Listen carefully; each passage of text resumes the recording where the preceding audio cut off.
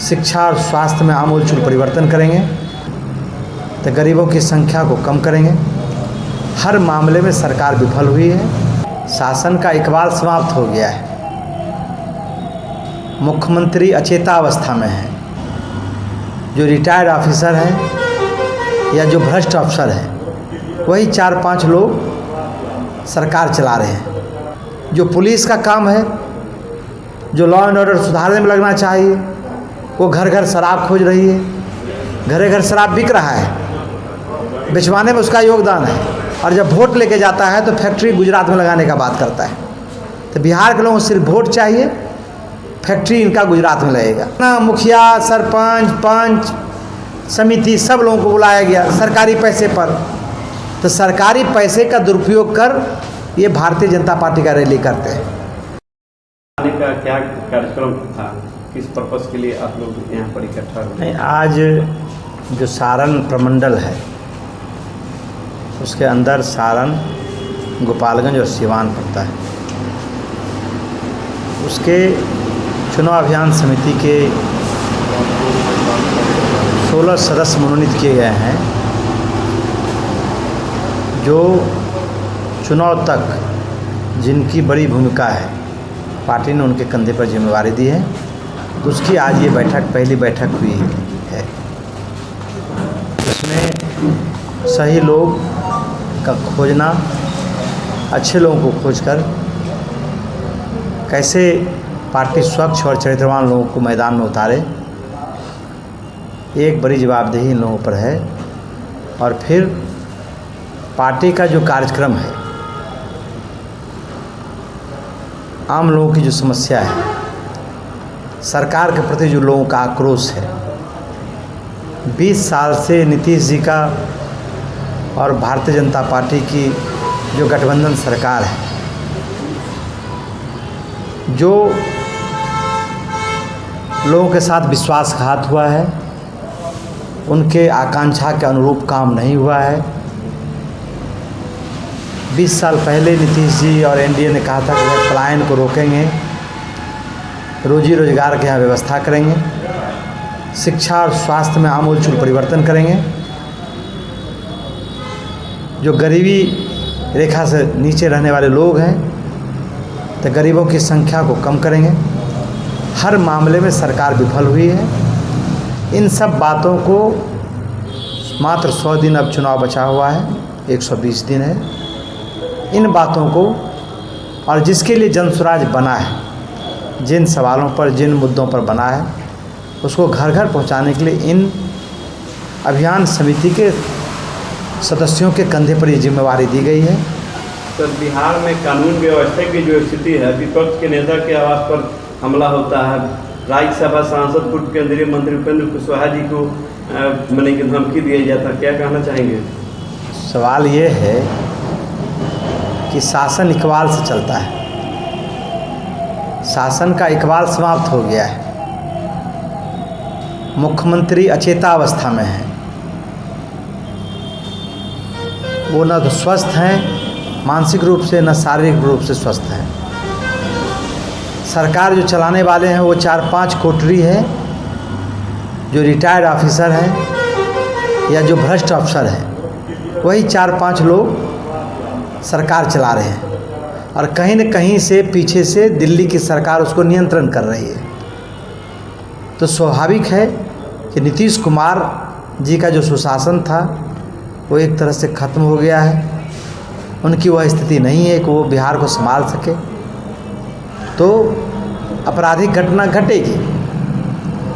आपराधिक घटना को पूर्णतः रोका भी नहीं जा सकता है, लेकिन अपराधियों के मन में जब ये भय होगा कि हम अपराध करेंगे और हमको सज़ा होगा, तो स्वाभाविक है कि अपराध का ग्राफ नीचे हो जाता है, घट जाता है। आप याद कीजिए 2005 से लेकर 2010 तक इसी नीतीश जी और भाजपा का सरकार था, और अपराधियों के मन में सरकार के प्रति एक भय था। लेकिन अब ये भय ख़त्म हो गया है। अपराधी जानता है कि कुछ भी करेंगे तो हमारा कुछ नहीं बिगड़ेगा। पुलिस असक्षम है, थाना कुछ बिगाड़ नहीं पाएगा। जो पुलिस का काम है, जो लॉ एंड ऑर्डर सुधारने में लगना चाहिए, वो घर घर शराब खोज रही है। घरे घर शराब बिक रहा है, बेचवाने में उसका योगदान है, लेकिन सरकार के कागज कलम में एक तरह से शराबबंदी है।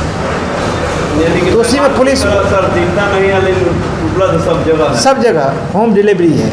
सर सिवान में प्रधानमंत्री जी का आगमन होता है, रोजगार पर एक भी बात नहीं बोला जाता है। नहीं, आप यदि नहीं देखे हैं, मैं तो नहीं देखता हूं, लेकिन मैं आ रहा था तो मैं देखा कि प्रधानमंत्री जी ने कहा कि